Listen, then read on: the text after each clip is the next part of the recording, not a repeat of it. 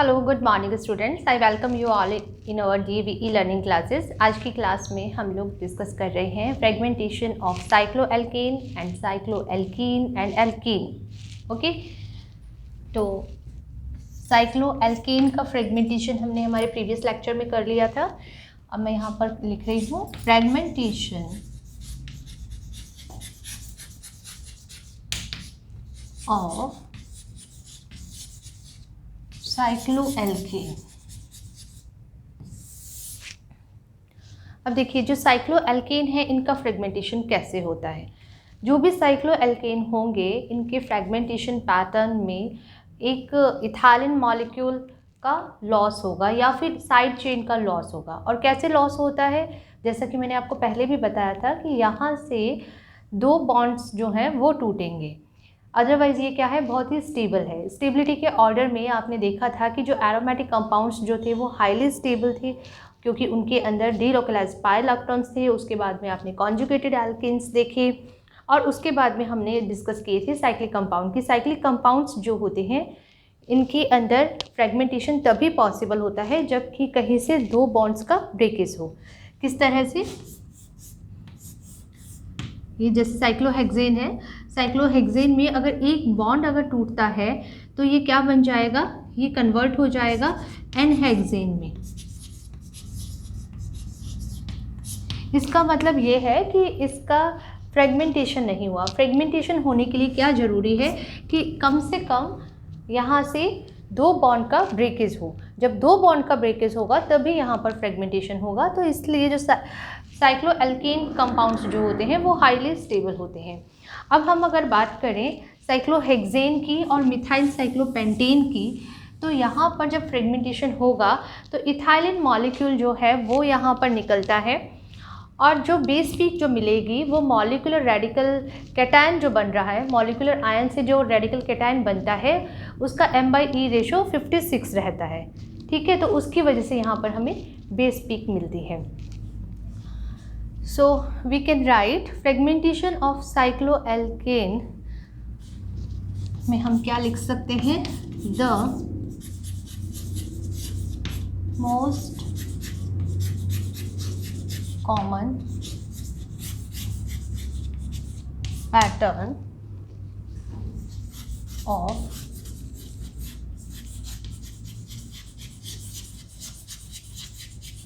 fragmentation of cycloalkane is loss of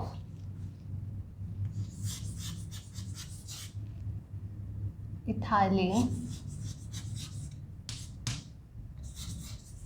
और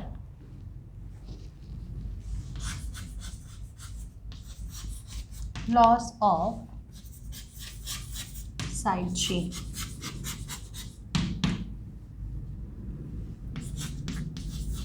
For example,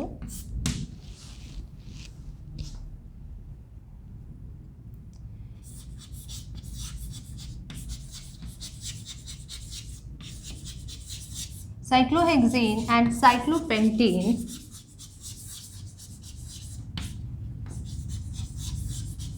both give their base peak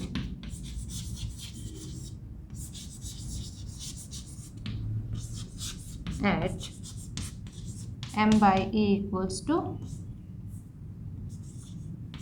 56 due to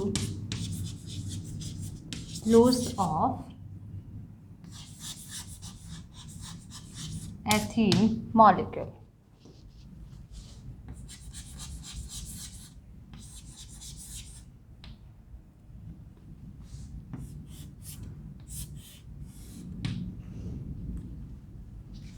ये cyclohexane है। ठीक है, मैं यहाँ पर देखो हाफ हेडेड एरो बना रही हूँ कि इस बॉन्ड का एक इलेक्ट्रॉन यहाँ पर गया और इस बॉन्ड का एक इलेक्ट्रॉन जो है यहाँ पर गया। तो जब इस तरह से एक एक इलेक्ट्रॉन यहाँ पर जाएगा, जब ये फ्रेगमेंटेशन हो रहा है, जैसे कि मैंने अभी बोला कि दो बॉन्ड्स का फ्रेगमेंटेशन होगा दो बॉन्ड्स का ब्रेकेज होगा तभी इस मॉलिक्यूल में फ्रेगमेंटेशन होगा। तो जब यहाँ से और यहाँ से जब बॉन्ड टूटेगा तो इसका एक इलेक्ट्रॉन तो यहाँ पर आया, एक इलेक्ट्रॉन यहाँ पर, तो ये दोनों मिलकर के क्या बना देंगे, एक डबल बॉन्ड बना देंगे।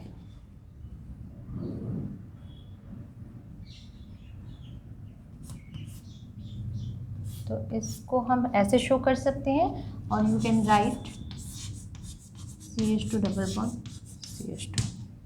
ठीक है, अब हमारे पास में यहाँ पर क्या बचा, यहाँ पर बचा है एक इलेक्ट्रॉन इसका है और एक इलेक्ट्रॉन इसका है। ठीक है, तो इसे अब हम कैसे शो कर सकते हैं,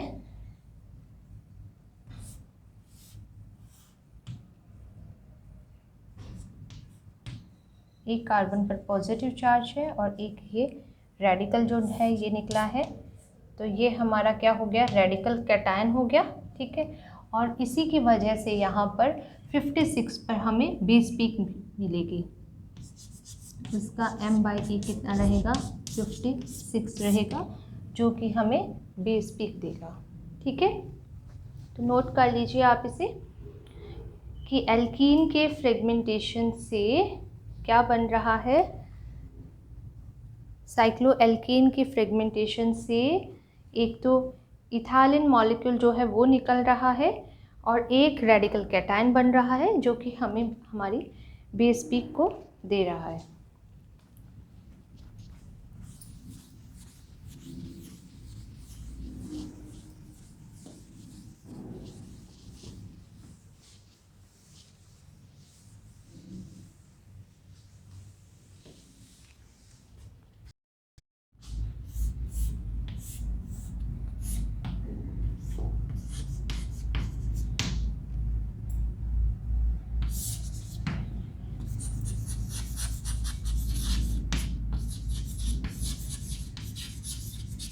मिथाइल साइक्लोपेंटेन है, मिथाइल साइक्लोपेंटेन पर इलेक्ट्रॉन्स का बम्बार्डमेंट करवाएंगे।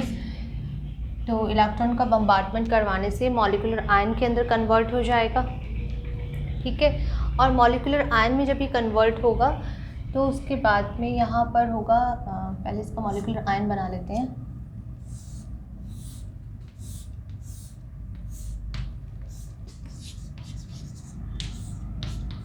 मॉलिक्यूलर आयन की जो पीक आनी है वो यहाँ पर आएगी, जो कि इसका m/e रेशो रहेगा, और फिर उसके बाद में इसमें फ्रेगमेंटेशन होगा। तो इसका जो फ्रेगमेंटेशन होगा वो यहाँ से होगा। ठीक है, इसका फ्रेगमेंटेशन अगर ऐसे हो रहा है तो इसका मतलब ये है कि ये वाला एक इलेक्ट्रॉन यहाँ पर जा रहा है और ये वाला एक इलेक्ट्रॉन यहाँ पर जा रहा है। ठीक है, तो इसे हम लिखते हैं, ये CH3 है, ये हमारा CH वाला कार्बन है, ये इस पर हमने एक डॉट लगा दिया है। डॉट जो है एक इलेक्ट्रॉन को शो कर रहा है। उसके बाद में ये हमारा बेसिक स्ट्रक्चर, और ये वाला जो था CH2 है, जिसके ऊपर इसका खुद का एक इलेक्ट्रॉन आ गया। ठीक है,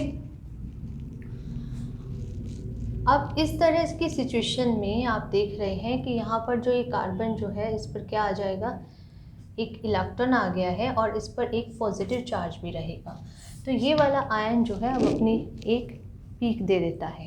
ठीक है, उसके बाद में जैसे ही ये बन रहा है तो ये इतना हाईली अनस्टेबल है कि इस वाले बॉन्ड का फिर से फ्रेगमेंटेशन हो रहा है और ये वाला एक इलेक्ट्रॉन इधर जा रहा है, ये वाला एक इलेक्ट्रॉन जो है इस वाले कार्बन पर जा रहा है। ओके, और जब ये कंडीशन बनेगी तो अब आप क्या बताएंगे कि एक इलेक्ट्रॉन ये वाला और एक इलेक्ट्रॉन ये वाला जो इधर से आया इस वाले बॉन्ड के फ्रेगमेंटेशन से, तो क्या बन जाएगा, एक तो CH2 जो है निकल जाएगा। ठीक है, ये वाला सारा पोर्शन क्या है, ये है CH2 डबल बॉन्ड CH2 का पोर्शन। कैसे बनेगा बॉन्ड, ये वाला इलेक्ट्रॉन यहाँ पर चला जाएगा, ये वाला इलेक्ट्रॉन इधर आ जाएगा, तो ये वाला बॉन्ड बन गया। इस बॉन्ड का एक इलेक्ट्रॉन जो था इस वाले कार्बन पर गया। ठीक है, तो उस वाले कार्बन पर गया, तो वहाँ पर मैं अब लिख रही हूँ CH2, यहाँ पर एक इलेक्ट्रॉन लगा दूँगी और फिर ये आगे चला जाएगा CH2 हमारा नेक्स्ट वाला, और ये ऊपर वाला CH2 हो गया। इसके साथ में यहाँ पर ये CH लगा हुआ है जिस पर कि पॉजिटिव चार्ज है, और ये है CH3। ठीक है, तो अब ये जो फ्रेगमेंट जो बनेगा, ये वाला फ्रेगमेंट देखिए 1 2 3 4, यानी कि हम लिखें 48 प्लस हाइड्रोजन कितने हैं 3 4 एंड 4 8, तो यानी 56। इसका मतलब ये है कि M/E रेशो जो है इसके लिए कितना रहेगा 56 रहेगा। और ये वाला आयन जो है ये 56 पर जैसे ही इथाइल मॉलिक्यूल यहाँ से एलिमिनेट हो जाएगा तो ये बेस पीक देगा। ठीक है, ये वाला आयन जो है ये बेस पीक दे देता है। इसी तरह से आपने साइक्लोहेक्सेन के अंदर देखा था, साइक्लोहेक्सेन में भी बेस पीक जो है M/E = 56 आ रहा था, और मिथाइल साइक्लोपेंटेन में भी बेस पीक M/E 56 पर ही आता है। तो यानी ये इन दोनों के अंदर सिमिलरिटी है, लेकिन फ्रेगमेंटेशन थोड़ा सा डिफरेंट तरीके से है, तो वो मैंने आपको बता दिया है। आप नोट कर लीजिए क्योंकि ये आपको बुक में नहीं मिलेगा, ये वाला फ्रेगमेंटेशन जो है ये बुक में नहीं दिया हुआ है।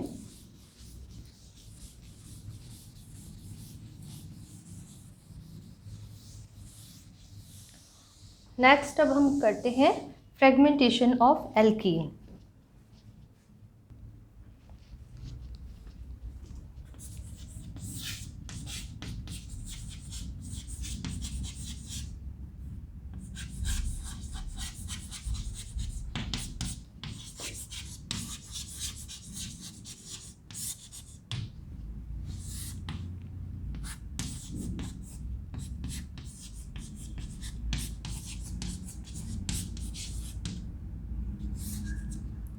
जनरली जो एल्कीन जो होते हैं इनमें एलाइलिक बॉन्ड का रप्चर होता है। एलाइलिक बॉन्ड का रप्चर होने के बाद में एलाइलिक बॉन्ड के अंदर रेजोनेंस से स्टेबलाइज हो जाता है और फिर एक रेडिकल का फॉर्मेशन हो जाता है।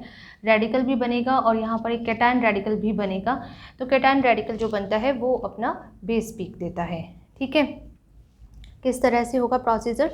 सबसे पहले क्या हो जाएगा, जो भी हमारा एलाइलिक बॉन्ड जो पाई बॉन्ड जो है यहाँ से एक इलेक्ट्रॉन निकलेगा इस तरह से, ये बनेगा CH, इस पर आ जाएगा पॉजिटिव और एक इलेक्ट्रॉन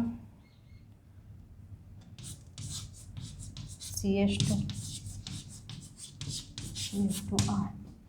अब इस बॉन्ड का क्या हो रहा है, फ्रेगमेंटेशन हो रहा है, और फिर उसके बाद में जो हमारा पीछे एलाइलिक रेडिकल जो बनता है उसके अंदर रीअरेंजमेंट हो रहा है कि वो एलाइलिक रेडिकल में कन्वर्ट हो या एलाइलिक कैटायन बने।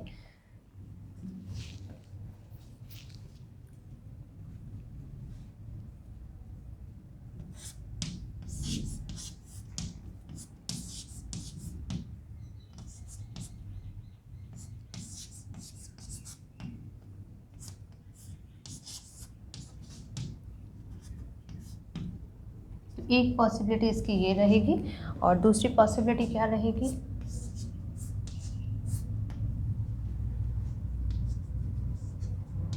कि ये रेडिकल फॉर्म में रहे और ये अल्काइल जो है ये अब पॉजिटिव की फॉर्म में निकले, यानी पॉजिटिव आयन बनाए।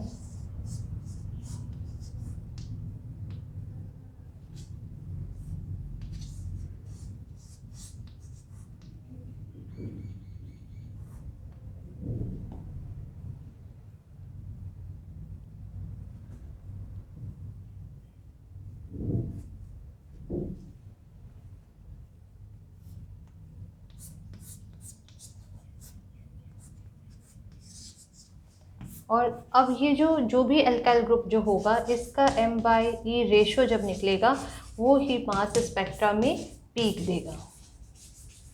ठीक है, अभी पीक किस वजह से आ रही है, यहाँ पर इस एल्काइल कैटायन की वजह से आएगी, और ये जो एलाइल कैटायन बना है इसका क्या नाम है, ये है एलाइल कैटायन।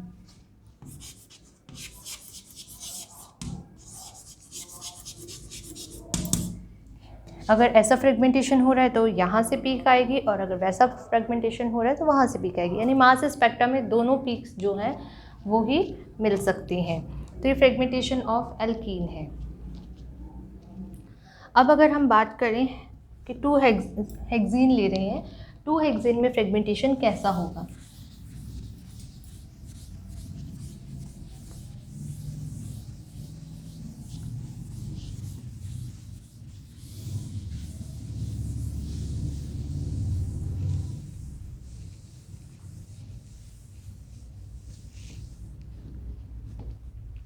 तो देखिए बुक के अंदर एक क्वेश्चन भी दिया हुआ है, आपके एमएससी लेवल का क्वेश्चन है, नोट कर लीजिए।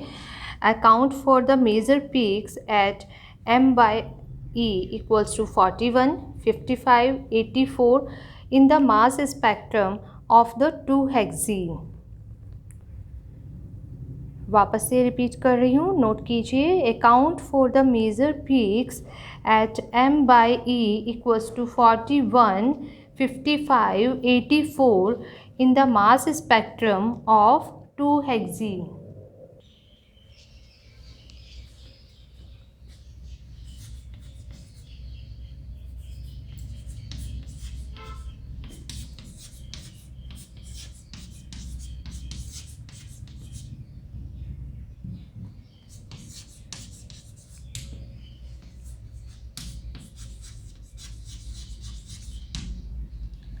ये 2 हेक्सेन है। ओके, अब 2 हेक्सेन पर सबसे पहले तो क्या कराएंगे, इलेक्ट्रॉन की बम्बार्डमेंट, -2 इलेक्ट्रॉन देखेंगे और वापस से हम 2 हेक्सेन को ड्रॉ करेंगे। ठीक है, 2 हेक्सेन को ड्रॉ करके और क्या लगा देंगे कि ये बन गया रेडिकल कैटायन।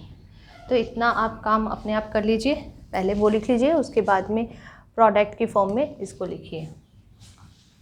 फिर उसके बाद में अब देखते हैं कि इसमें फ्रेगमेंटेशन का मोड क्या रहेगा। अब ये बन गया मॉलिक्यूलर आयन।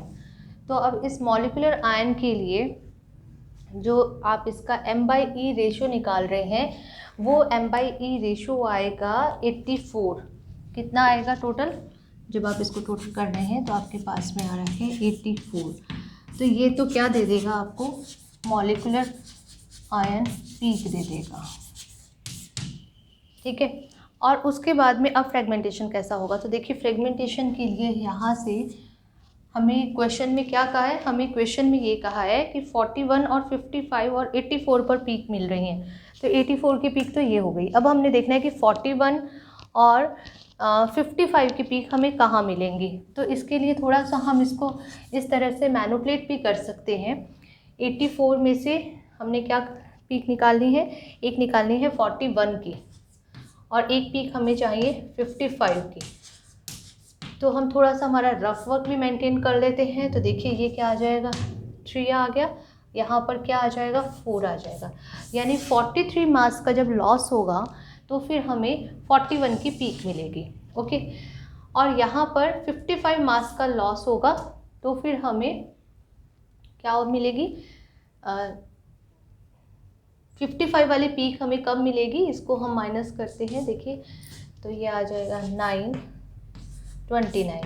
यानी कि 29 मास का जब यहाँ से लॉस हो रहा है, एक न्यूट्रल रेडिकल निकल रहा है, तो फिर हमें ये वाली 2 पीक्स जो हैं वो हमारे क्वेश्चन के अंदर जो दिया हुआ है उसके अकॉर्डिंग मिल रही हैं। तो अब हम देखें कि 43 और 29 के फ्रेगमेंट कौन से बन सकते हैं। तो अगर मैं बात करूँ CH2CH3 की, तो CH2CH3 का मैं फ्रेगमेंट निकालती हूँ तो देखिए ये कितना हो गया, ये हो गया 24 + 5 29। ठीक है, निकालने को तो मैं यहाँ से -15 वाला भी फ्रेगमेंट निकाल सकती थी, लेकिन अभी क्वेश्चन की रिक्वायरमेंट नहीं है कि यहाँ पर -15 का निकालूँ। तो फिर मैंने डायरेक्टली क्या निकाल दिया है, एक इथाइल निकाल दिया जो कि 29 का मास जो है यहाँ से निकल जाएगा। तो देखिए जब 29 का मास यहाँ से रिलीज़ हो गया, यानी कि हम यहाँ पर लिखें पहले CH2CH3। ठीक है, और अगर आप नोट्स बना रहे हैं तो आप ये ज़रूर से लिख लीजिए कि इसका मास कितना है, 29। ये रफ वर्क आप करना चाहें तो साइड में एक लाइन लगा के कर लीजिए, क्योंकि रफ वर्क से ही मास के क्वेश्चन जो है ये सॉल्व होंगे। थोड़ा सा आइडिया लगता है तभी हम आगे चलते हैं। तो देखिए एक तो यहाँ से ये निकला, तो फिर अब ये क्या बनेगा, ये वाला कैटायन बनेगा, रेडिकल कैटायन। तो इसको लिख लेते हैं, ये क्या बना, CH3 CH double bond CH CH2। ठीक है, कितना लॉस हुआ, 29 का, यानी ये वाला M/E कितना है, 55 है। ओके, फिर नेक्स्ट पर आ जाइए कि यहाँ से एक फ्रेगमेंटेशन ये वाला हो रहा है। अब ये वाला अगर फ्रेगमेंटेशन होगा तो पूरा का पूरा एक प्रोपाइल रेडिकल यहाँ से एलिमिनेट होगा। तो यहाँ पर मैं लिख दूँ -CH2 CH2 CH3, यानी कि पूरा का पूरा प्रोपाइल रेडिकल निकल गया। तो फिर क्या बन जाएगा, CH3 CH double bond CH हो जाएगा ये, ठीक है। और इसके ऊपर आपने क्या लगा देना है, कैटायन रेडिकल तो लगाना ही लगाना है यहाँ पर। तो अब इसकी पीक कैसे आएगी, तो देखिए ये कितना हो गया है, 36 हो गया, 36 और 4 40 और 41। तो हमें यही कहा गया है कि एक M/E जो है पीक जो है हमें कहाँ पर मिल रही है, 41 पर मिल रही है। तो इस तरह से अब आपने अपने क्वेश्चन को थोड़ा सा सोचना है, सोच करके थोड़ा सा कैलकुलेशन करनी है कि किस तरह से यहाँ पर न्यूट्रल रेडिकल निकल रहा है, न्यूट्रल रेडिकल निकलेगा या कोई न्यूट्रल मॉलिक्यूल निकल रहा है, और फिर उसके बाद में जो भी हमारा रेडिकल कैटायन बन रहा है तो उसकी पीक हमें कैसे बतानी है। अदरवाइज़ अगर हम पीक की बात करें ना तो 2 हेक्सेन में और भी बहुत सारी माइनर पीक होंगी। माइनर पीक का क्या मतलब है, माइनर पीक की एक तो ये पीक दे रहा है M+ इस डॉट के ऊपर, फिर एक पीक कब देगा, ये एक पीक देगा जब इसमें से एक हाइड्रोजन निकल जाए, तो M-1 वाली पीक भी आ सकती है यहाँ पर, लेकिन ये बहुत ही वीक पीक्स होती हैं। फिर इसी तरह से एक पूरा का पूरा CH3 निकल जाए, इस रेडिकल कैटायन में से क्या निकल जाए, CH3 निकल जाए, तो M-15 की पीक आएगी, एक पीक आएगी यहाँ पर M-15 -14 की पीक आएगी, एक पीक आएगी M.-15 -2 × 14। तो इस तरह से बहुत सारी पीक्स मिलती हैं, लेकिन अभी हम क्वेश्चन के अकॉर्डिंग ही बात कर रहे हैं। तो क्वेश्चन के अकॉर्डिंग हमें यहाँ पर इस तरह से तीनों पीक्स मिल जाएंगी, 84 पर, 41 पर और 55 पर।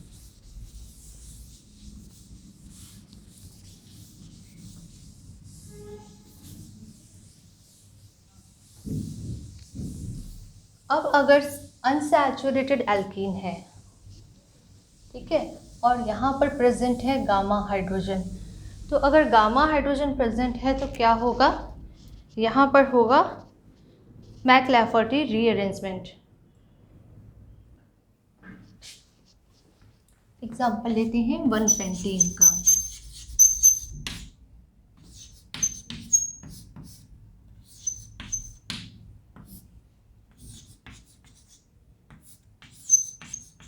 वन, 2, 3, 4, 5 और ये हाइड्रोजन आइटम। तो देखिए यहाँ पर ये अल्फ़ा, बीटा और गामा, यानी कि 1-पेंटीन में गामा हाइड्रोजन प्रेजेंट है, और गामा हाइड्रोजन प्रेजेंट है तो यहाँ पर क्या होगा, मैकलैफर्टी रीअरेंजमेंट हो जाएगा। मैकलैफर्टी रीअरेंजमेंट लिख देते हैं यहाँ पर।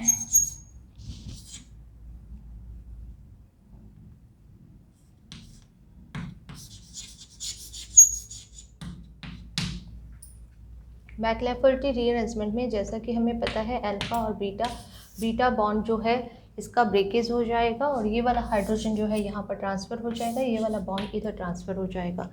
तो हमारे पास में क्या बनेगा, हमारे पास में बनेगा एक रेडिकल कैटायन और एक बन जाएगा alkene ethylene molecule, CH2 double bond CH single bond CH2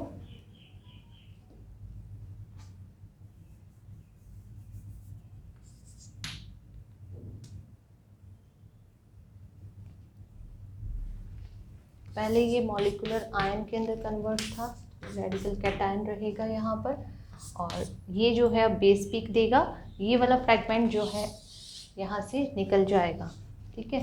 अगर आप लगाना चाहें तो यहाँ पर इस तरह से आप हाफ हेडेड एरो लगा के शो कर सकते हैं कि ये इधर आ जाएगा, ये वाला इधर आएगा हाफ हेडेड एरो, अब ये वाला हाफ इलेक्ट्रॉन इधर जाएगा, ठीक है।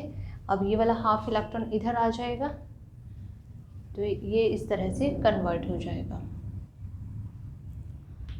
और यहाँ पर क्या आ जाएगा, CH2 डबल बॉन्ड CH2 आ जाएगा।